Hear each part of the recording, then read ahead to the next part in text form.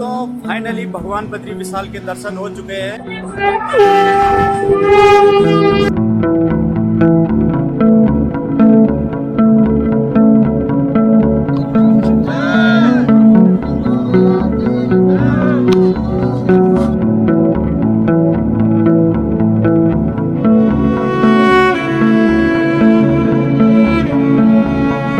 जहाँ बद्रीनाथ है उससे थोड़ा आगे माणा गांव में आए।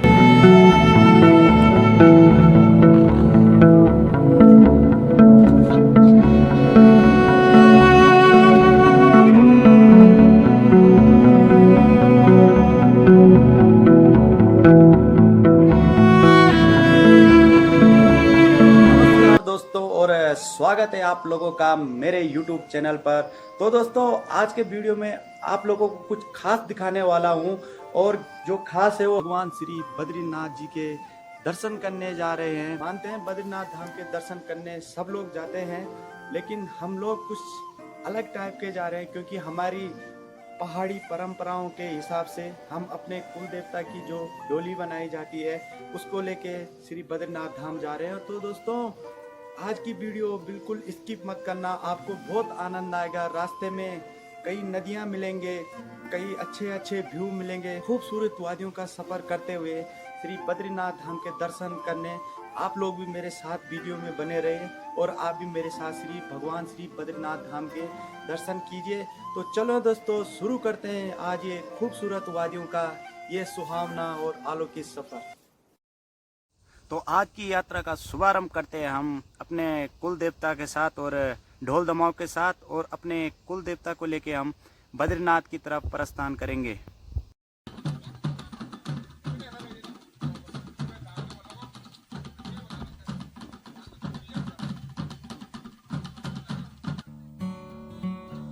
और बस के छत में घंडियाल देवता की डोली रखते हुए और बद्रीनाथ धाम तक बस के छत में घंडियाल देवता के साथ हम छती में जाएंगे।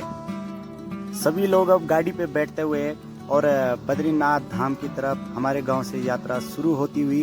तो चलिए दोस्तों, आज की यात्रा का शुभारंभ अभी शुरू हो चुका है, और जैसे ही यात्रा शुरू हो चुकी है तो हमारे पहाड़ की खूबसूरत वादियों का ये नज़ारा, ये सफ़र शुरू हो चुका है। तो दोस्तों, आप वीडियो में बने रहना। तो ये सबसे पहले आता है हमारा घनसाली टाउन, जो कि भिलंगना नदी के किनारे बसा हुआ बड़ा खूबसूरत बाजार है। तो दोस्तों, अभी हम चलते हैं घनसाली से आगे, और जैसे ही हम लोग घनसाली से आगे निकलते हैं तो एक खूबसूरत झरने का नज़ारा दिखाई देता है। तो दोस्तों, यही है हमारे पहाड़ों की जो हरियाली, झरने, नदी नाले, पहाड़, तो बड़ा खूबसूरत दिखाई दे रहा है। तो दोस्तों, अभी जब हम आगे पहुंच चुके हैं तो यहाँ से रुद्रप्रयाग डिस्ट्रिक्ट शुरू हो चुका है। आप लोग देख सकते हो कि इस वादी का कितना खूबसूरत नज़ारा है। चारों तरफ हरे भरे खेत, छोटे छोटे मकान और बादलों को छूते हुए पहाड़। तो यही खूबसूरत नज़ारा है यहाँ का। और अब पहुंचे हम रुद्रप्रयाग डिस्ट्रिक्ट के पहले मार्केट मयाली। तो बहुत अच्छा मार्केट है ये मयाली, और अभी हम लोग मयाली से आगे निकलते हुए और तिलवाड़ा की तरफ और रुद्रप्रयाग की तरफ पहुंचने वाले हैं।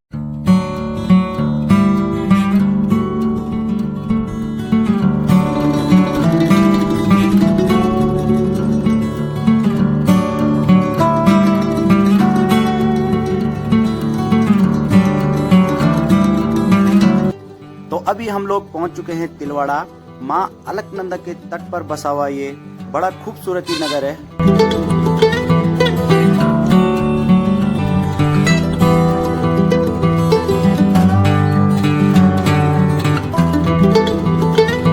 हम लोग निकल चुके हैं रुद्रप्रयाग की तरफ, और आप देख सकते हो कि हरे भरे पहाड़ों के बीच मां अलकनंदा के तट पर बसा हुआ खूबसूरत हाईवे। तो दोस्तों, ये आ गया हमारा रुद्रप्रयाग, और जो अपना रुद्रप्रयाग है, तो रुद्रप्रयाग में दो नदियों का संगम है, मां मंदाकिनी और मां अलकनंदा। जो मां मंदाकिनी केदारनाथ से आती है और मां अलकनंदा आती है बद्रीनाथ की तरफ से, और आगे जाके ये अलकनंदा के नाम से जानी जाती है। और अभी हम लोग निकलते हैं रुद्रप्रयाग से भी आगे।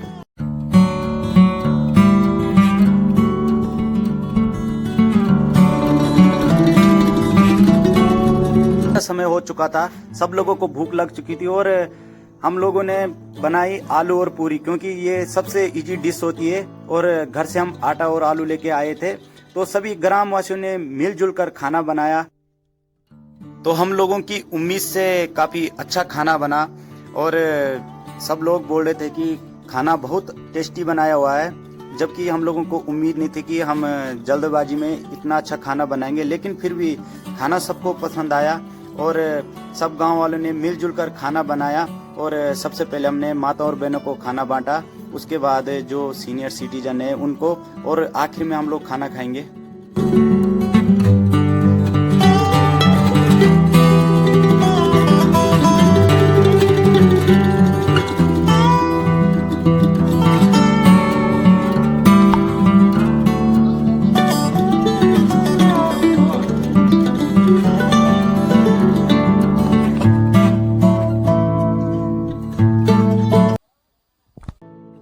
दोपहर का खाना खाने के बाद हम लोग निकल पड़े हैं बाबा बद्री विशाल की तरफ। तो दोस्तों अभी जो आता है ये हमारा कर्णप्रयाग। तो कर्णप्रयाग पिंडर और माँ अलकनंदा के संगम के तट पर बसा हुआ बड़ा खूबसूरत टाउन है। चारों तरफ हरे भरे पहाड़, ऊंचे ऊंचे पहाड़, और इनके बीच में बसा हुआ हमारा प्यारा सा कर्णप्रयाग।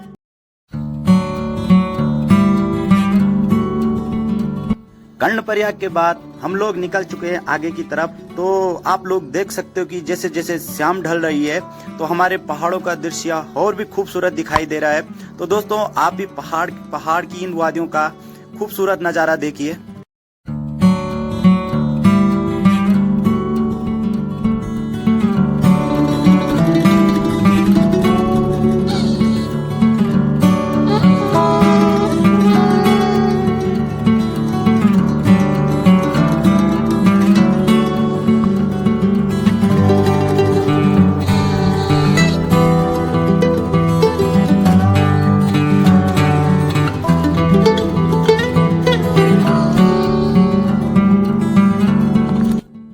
अंधेरा हो चुका है और ये आ गया हमारा जोशीमठ। बड़ा ही खूबसूरत नगर है, चारों तरफ ऊंचे ऊंचे पहाड़। और दोस्तों अगर दिन का समय होता तो जो यहाँ के पहाड़ों के नाम है स्लीपिंग ब्यूटी, हाथी पर्वत, माँ नंदा देवी पर्वत, यहाँ से थोड़ा ऊपर जाके दिखता है। तो अभी रात का समय है तो ये चीज देखना मुश्किल है। तो अभी रात के 9 साढ़े 9 हो चुके हैं। तो इससे आगे आ गया गोविंद घाट, और आज रात का स्टे हम लोग यहीं पे करने वाले हैं।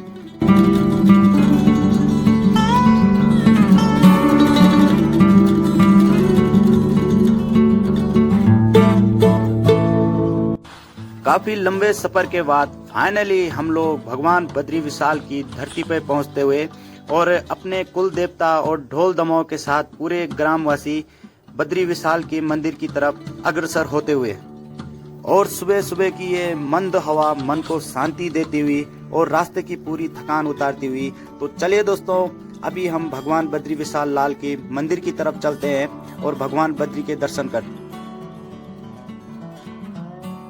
तो जैसे जैसे हम माँ अलकनंदा को पार कर रहे तो भगवान बद्री विशाल के थोड़ा बहुत भव्य दर्शन हो चुके हैं।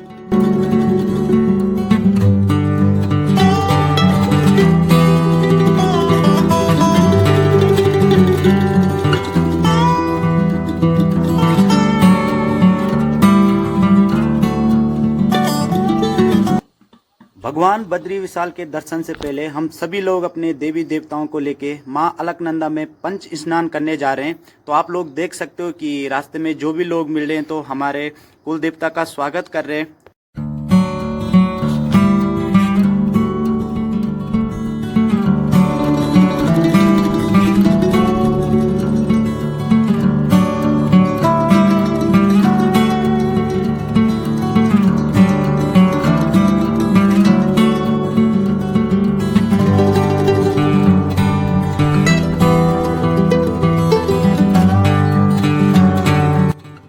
अभी सभी ग्रामवासी अपने देवी देवताओं को लेके सभी लोग पंच स्नान करने के लिए माँ अलकनंदा के तट पर पहुंच चुके हैं। और भगवान बद्री विशाल की भूमि पर बहता हुआ माँ अलकनंदा का पवित्र जल, तो मैं माँ अलकनंदा से ये प्रार्थना करता हूँ कि हे माँ अलकनंदा सबके पाप को हर और सबके दुख को दूर कर माता।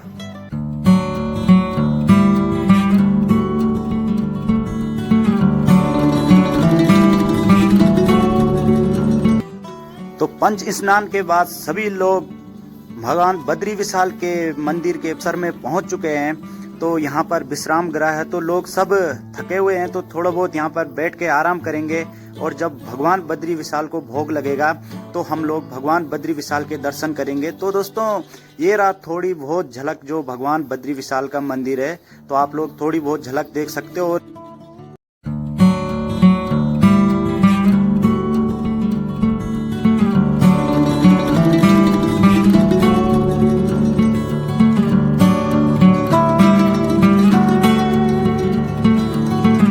भगवान बद्री विशाल के मंदिर के चारों तरफ विराजमान हजारों देवी देवता और जो चारों तरफ पहाड़ियां हैं, तो कहा जाता है कि इन पहाड़ियों में आज भी ऋषि मुनि तपस्या करते हैं, तपस्या में लीन होते हैं। और इसीलिए शायद ये भगवान बद्री विशाल की जो भूमि है पवित्र पावन भूमि कहा गया है। तो अभी आया हमारा तप्त कुंड। तो तप्त कुंड में दोस्तों बहुत गर्म पानी रहता है, पहली बार में आप इसमें डुबकी नहीं लगा सकते हैं। तो ये तप्त कुंड की मान्यता है कि जो इस तप्त कुंड में नहाता है तो उसके शरीर में कोई भी प्रॉब्लम है, जैसे चमड़ी स्किन प्रॉब्लम हो गया, तो पूरी समस्याएं दूर होती हैं। तो तप्त कुंड का पानी इतना गर्म था कि पहली बार में मेरे से भी डुबकी नहीं मारी गई। और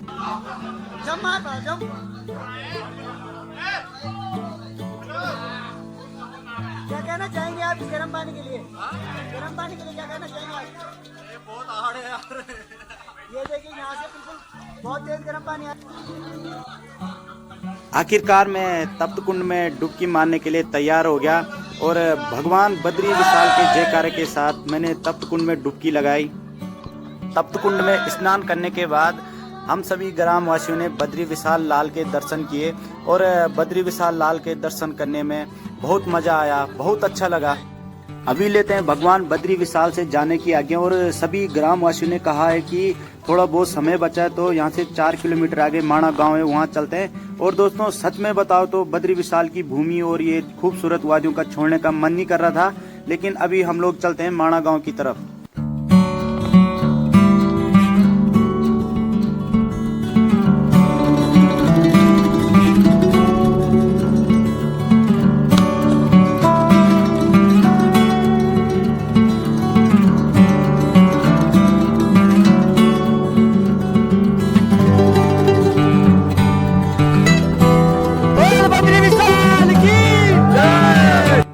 बद्री विशाल की जय जयकार करते हुए हम लोग बढ़े माणा गांव की तरफ।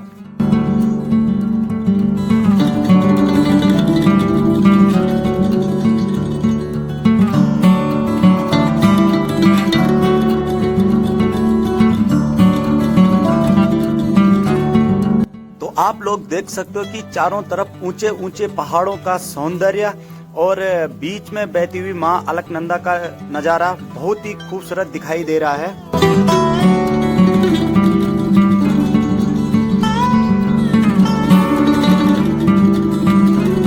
तो आखिरकार हम माणा गांव के प्रवेश द्वार पर पहुंच चुके हैं और यहीं से माणा गांव स्टार्ट होता है।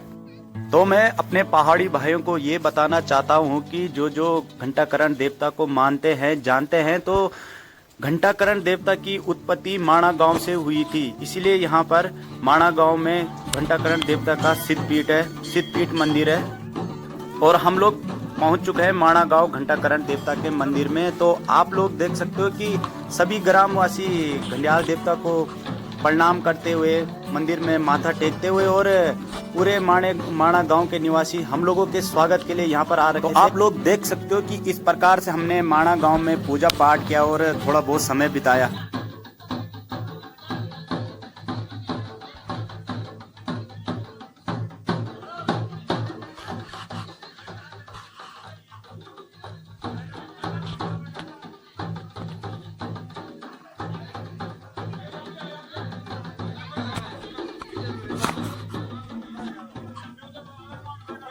और जब तक सभी ग्रामवासी माणा गांव में विश्राम कर रहे हैं, तो मैंने मन बनाया कि थोड़ा बहुत माणा गांव घूमता हूँ, देखता हूँ, क्योंकि यहाँ मैं पहली बार आया हूँ। और आप लोग देख सकते हो कि ऊंचे पहाड़ों के बीच बसा हुआ ये खूबसूरत गांव और गांव के गली गलियारे बहुत ही खूबसूरत हैं। और एक खास बात मैं आप सभी लोगों को माणा गांव की बताना चाहता हूं कि जो हमारी महाभारत की रचना हुई थी, तो माणा गांव में हुई थी। और माणा गांव जो है सिर्फ 6 महीने के लिए खुलता है और 6 महीने इधर भारी बर्फबारी के कारण यहाँ के लोग गोचर और गोपेश्वर में रहते हैं और कुछ लोग कर्णप्रयाग में भी रहते हैं। और आप लोग वीडियो में देख सकते हैं ये माणा गांव का सौंदर्य।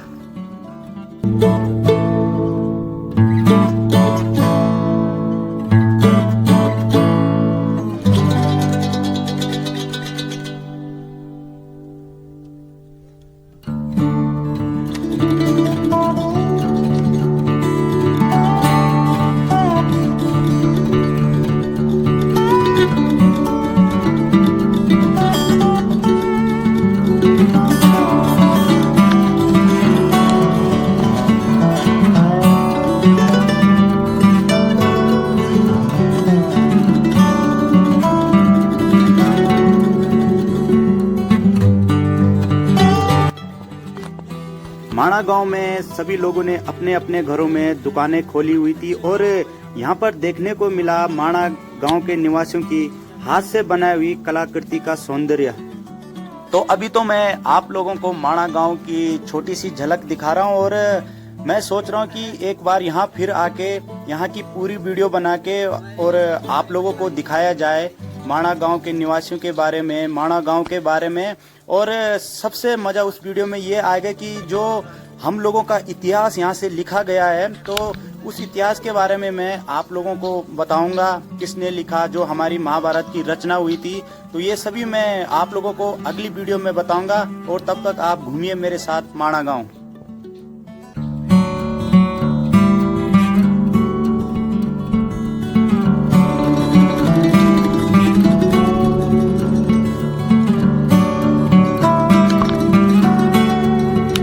माणा गांव में भी 2 नदियां मिलती हैं, अलकनंदा और सरस्वती। तो आप देख सकते हो कि जो नदी माणा गांव में बहती है तो वो माँ सरस्वती नदी के नाम से जानी जाती है।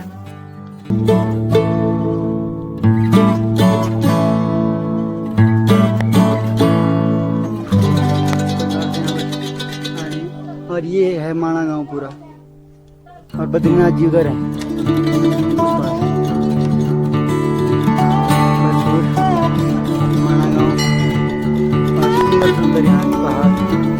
फाइनली दोस्तों बद्री विशाल के दर्शन हो चुके हैं और बद्री विशाल के दर्शन करने में बहुत आनंद मिला और साथ ही साथ बद्रीनाथ के साथ ही साथ हम लोग माणा गांव में आए और माणा गांव भी घूमे और माणा गांव में घूम के बड़ा अच्छा लगा। और आप लोगों को ये बताना चाहता हूँ कि हमारे भारत का सबसे प्रथम गांव यही है और खास करके इधर एक घंटियाल देवता का मंदिर है जिसे घंटाकरण देवता कहते हैं। पहाड़ी भाइयों को मैं ये बताना चाहता हूँ कि घंटाकरण देवता की उत्पत्ति यही हुई थी। वीडियो कैसे लगी तो कमेंट में जरूर बताना और अपने भाई को सपोर्ट करना। वैसे तो इन खूबसूरत वादियों को छोड़ने का मन नहीं कर रहा था, लेकिन अभी समय हो चुका है घर की तरफ जाने को और मैं भगवान बद्री विशाल से ये प्रार्थना करता हूँ कि भगवान बद्री विशाल आप लोगों के परिवार को सुख संपत्ति दे। तो दोस्तों आप भी जिंदगी में एक बार जरूर बद्री विशाल के दर्शन करने आए। तो वीडियो में इतना ही, तब तक के लिए जय बद्री विशाल।